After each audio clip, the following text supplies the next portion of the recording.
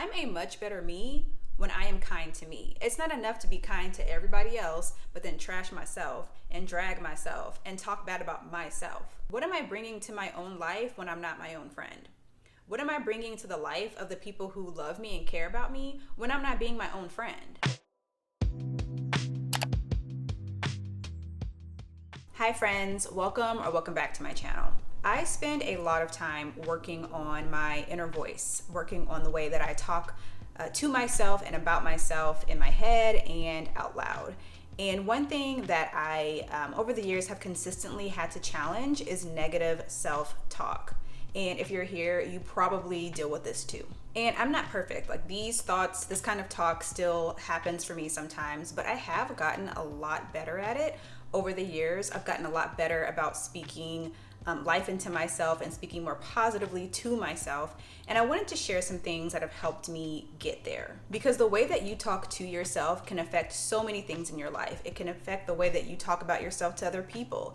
It can affect the decisions you make or don't make. It can affect your mood, the way that you carry yourself. And one thing that we're not about to do on this journey of creating a life that we love to live is to not challenge that negative self-talk when it comes up.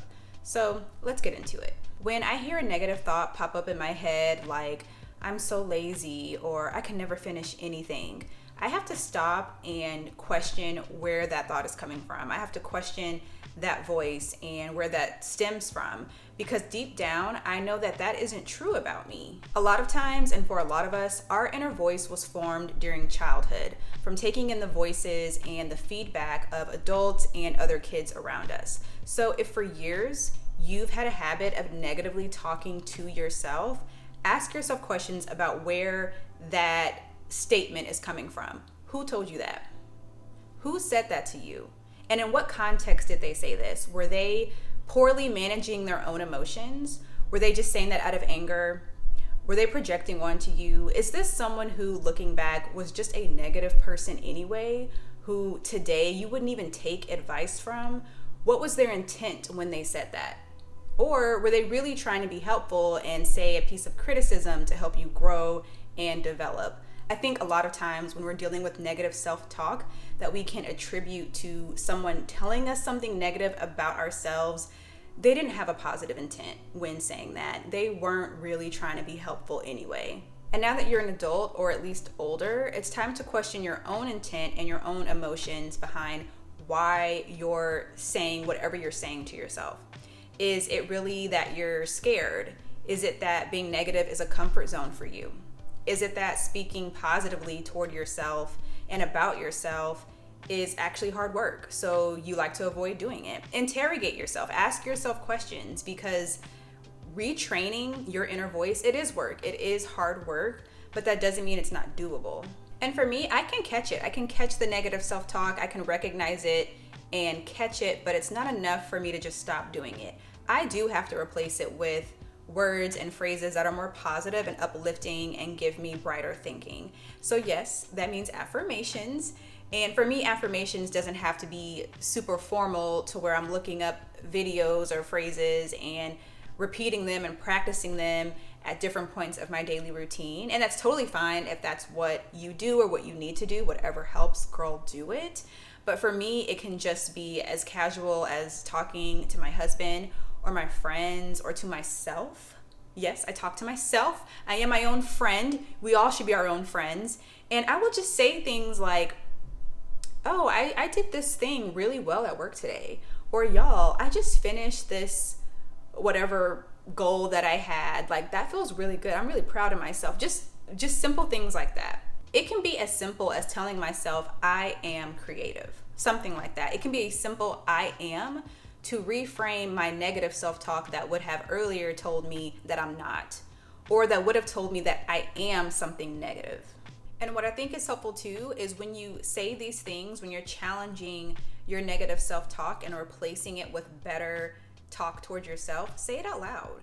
If that needs to be in the mirror, like Issa on Insecure, do that. If that needs to be you turning off the music on your drive to work and you having some moment of silence to talk to yourself, have a conversation with yourself where you hype yourself up and speak life into you, do that. And I do think this can feel unnatural at first when you're making an intentional effort to practice something new, but you just have to stick with it. And honestly, you kind of have to fake it until you make it. And I know you're probably tired of hearing that. I get tired of hearing that too when I'm working towards something or trying to achieve something, but it really does work. You do have to keep doing it and keep practicing it until it feels natural, until it becomes a part of who you are, until you're naturally a person who catches their negative self-talk and replaces it with something better. Keep doing it until you become that person that interrupts yourself like, we actually aren't lazy and we aren't clueless. We're just overwhelmed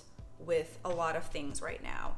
And we're actually working on getting better at prioritizing tasks, and we're getting better at asking for help. And that's good for us. That's good for us, friend. Be your own friend. That is good for us that we are working toward that. I find it's helpful to take advantage of moments in my day where I can say positive things about myself out loud. And if you're not sure what those positive things are, make a list, put it on paper, put it in your notes app, make a list of the positive things about you, the things that you like about yourself, the things that you're good at. It could be, I'm a caring person, I'm good at helping my sister, I give really great presentations at work, I research well, I am a motivated person. It could be anything that resonates with you that you feel is true about you. And what I've noticed is that I have to focus on things that I actually do think that I'm good at and that I actually like about myself, and not the things that I want other people to like me for or that I want to get recognition for. I think this is the kind of list that you really want to go about using your own unique perspective about who you are.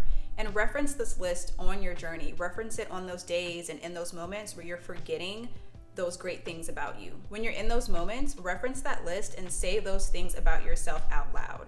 And you might just find that you'll start talking about yourself like that to other people. Talking to yourself in a positive light and about yourself in a positive light will spill over to how you talk about yourself to other people. When other people are connecting with you or they're getting to know you, you will radiate that energy. They will pick up on that. And you'll notice it too. Like, you'll notice that something is kind of shifting within you. Even if you're not saying those exact words out loud, you'll be able to tell that you're carrying yourself with a different level of love and respect because you've started practicing this. I think another thing that contributes to negative self-talk is having envy.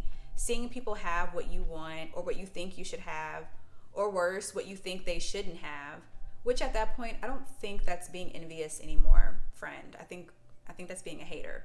But challenging your jealousy, challenging your envy, it is really important on your journey of speaking to yourself better. Because as much as what someone has going on in their life isn't our business, we're still human. We still might have initial reactions of like, dang, I wish I had that. Or I'm getting to be this age now and I don't have what she has. Or every time I scroll and see her stuff, I get mad. And if these thoughts happen for you, it is time to change your relationship to the environments that make you feel this way, or to change your responses to these triggers. Because really, there's nothing wrong with people having nice things and having a win and being happy. And let's be real, people should have nice things, they should be winning, and they should be happy, including you. So maybe it's time to unfollow whoever that is that makes you feel some type of way. I've had to do it.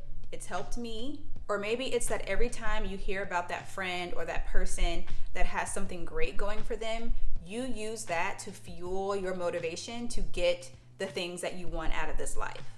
Spin that so that instead of going home and feeling a way about it, which you can totally do, like feel your feels, but don't only feel sad and do nothing about it and just let that sadness fester and grow. Use it as a sign to take an hour or two out of your week to work on that thing that this is reminding you of. So what I mean is taking time to practice job interview answers, or going to the gym, or journaling your thoughts and working through emotions, and remind yourself of the progress that you're doing toward those things. Like, so-and-so got a new job. I am so happy for them. I'm getting more comfortable and I'm getting better at giving job interview answers because, I've been working on it, and I know that sometime soon I'll get the position that I'm looking for. Or, wow, so-and-so finished a whole marathon. Like, that is so inspiring to me. I'm gonna start doing YouTube workouts in my living room to get more active and get in better shape. You know, if there are things that you can do to work on these things that relate to your envy, then do them. I don't think positive self-talk has to be, I'm the baddest in the room, I'm the greatest, nobody can tell me nothing at any time. I think it can be just as kind as, you know, I've started a new thing that is good for me, or I made progress on this and I'm proud of me for that. So why do this? Why invest the time and the mental energy into reforming the way that you talk about yourself? Because for real, it will influence so many things in your life. It will influence your mood, your behaviors, the way that you see yourself. It will help you rise above having limiting beliefs about yourself. I feel a lot more capable about taking on things in this life and accomplishing things in this life because I've changed my self-talk to match that energy. I've never done certain things in this life before or had certain achievements, or maybe I haven't been to certain places, but why not?